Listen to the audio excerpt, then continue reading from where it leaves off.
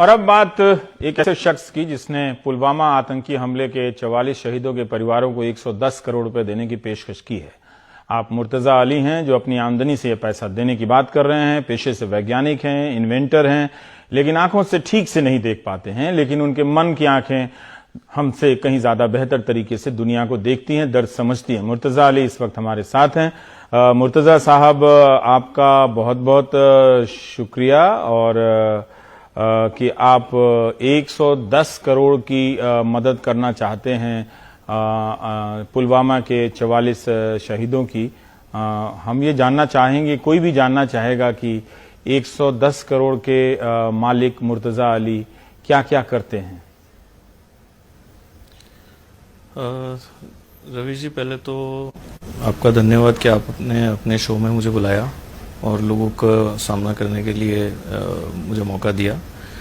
मैं पिछले 10 साल से एक टेक्नोलॉजी के ऊपर काम कर रहा था जिसका नाम है फ्यूल बर्न रेडिएशन टेक्नोलॉजी, और इस टेक्नोलॉजी से हम लोग बिना जीपीएस के रोड पे चलने वाली किसी भी गाड़ी को, ना हमको किसी जीपीएस की जरूरत है, ना जीपीआरएस की जरूरत है, ना किसी कैमरे की जरूरत है। हम लोग उसको बिना किसी उपकरणों को लगाए, गाड़ी के अंदर कोई इंस्टॉलेशन किए बिना, उसमें जलने वाले फ्यूल से निकलने वाली रेडिएशंस को थ्रू सैटेलाइट हम लोग कैच करके उस पर्टिकुलर गाड़ी को आइडेंटिफाई कर सकते हैं। उसमें माल कितना है, उसके माल को आइडेंटिफाई कर सकते हैं, उसके वेट को +- 5 kg के आधार पे, उसके अंदर फ्यूल कितना है उसको हम लोग आइडेंटिफाई कर सकते हैं।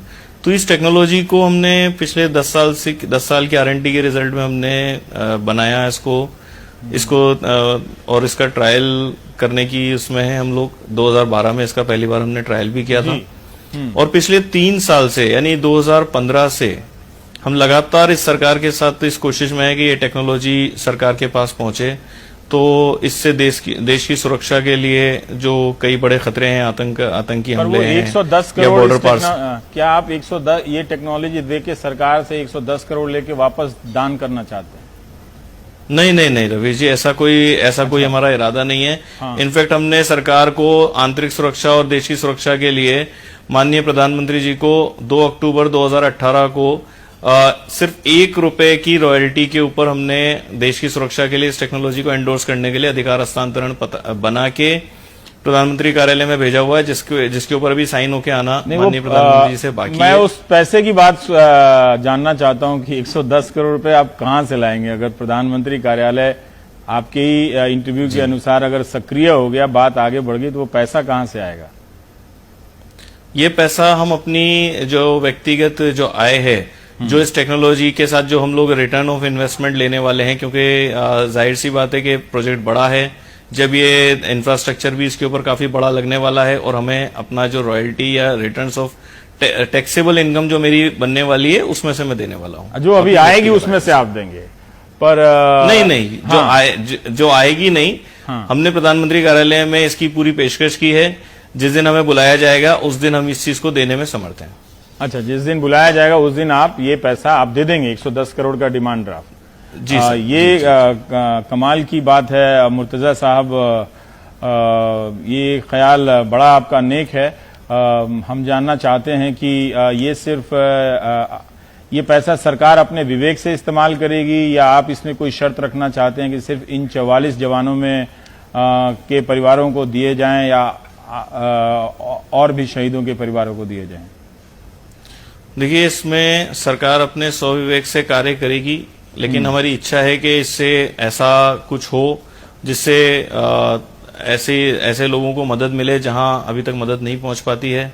जाहिर सी बात है, सीआरपीएफ के जवानों के लिए जो ये 44 जवान शहीद हुए, इनके परिवारों को मदद पहुंचे, क्योंकि जैसा हमें पता लगा इसके लिए कोई पेंशन की भी कोई योजना नहीं है। मैंने आप ही के शो से पता चला कि सीआरपीएफ या अर्धसैनिक बलों के लिए किसी तरह की पेंशन की भी स्कीम नहीं है। तो कोशिश ये रहनी चाहिए सरकार की तरफ से भी कि स्वविवेक से इसका सही इस्तेमाल हो पैसे का। और आप थोड़ा आपसे जानना चाहते हैं कि जिस तरह से लोगों में ये जागरूकता आई है मदद करने की, आपकी अपनी यात्रा कैसी रही कोटा से मुंबई तक आने में? देखिए रवीश जी, किसी भी चीज के लिए जब कोई एक मकसद होता है, 2008 में मैंने कोटा शहर छोड़ा था। उसके बाद 2008 से लेकर 2014 तक मैं जयपुर में इस टेक्नोलॉजी के ऊपर काम कर रहा था। और पर्टिकुलर इस टेक्नोलॉजी जिसके लिए मैंने ये वर्कआउट किया है, काफी संघर्ष का वक्त रहा है। इनफैक्ट 2015 में जब मैं मुंबई आया था तब मेरे हाथ खाली थे, और जब मैं इस टेक्नोलॉजी की बात सरकार के साथ या किसी भी बड़ी कंपनी के साथ मैंने बात करी तो इसका काफी मजाक भी बना है। और लोगों ने आज भी लोगों के विश्वास से परे है, लेकिन हमने बार बार सरकार को भी एक ही चीज का निवेदन किया है कि आप हमें एक मौका दें तो हम इसको जो है वो लोगों के सामने लाना चाहते हैं। और यहां तक कि देश की सुरक्षा के लिए 2015 में भी जब उरी पे आतंकी अटैक हुए थे, उस टाइम भी मैंने प्रधानमंत्री कार्यालय में ये निवेदन किया था कि इस टेक्नोलॉजी को अगर सरकार इस पे एक बार विचार करे तो शायद ऐसी घटना है ना हो।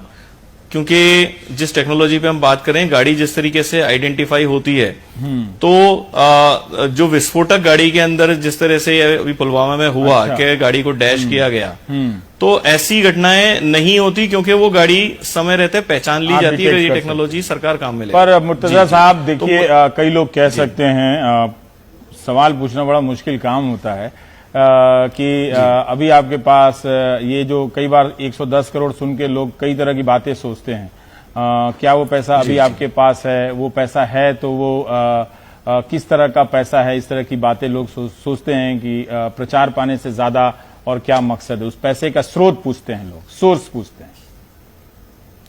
देखिए, ये पैसा मैं बार बार इस चीज को डिक्लेयर कर चुका हूं कि ये मेरी टैक्सेबल इनकम का पार्ट है, जो उसका मैं रिटर्न के अंदर डिक्लेयर करने वाला हूं। और इसकी कागजी कार्रवाई मैंने प्रधानमंत्री कार्यालय में भेजी है, अपना प्रोफाइल भेजा है, और जैसा वहां से निर्देश होगा।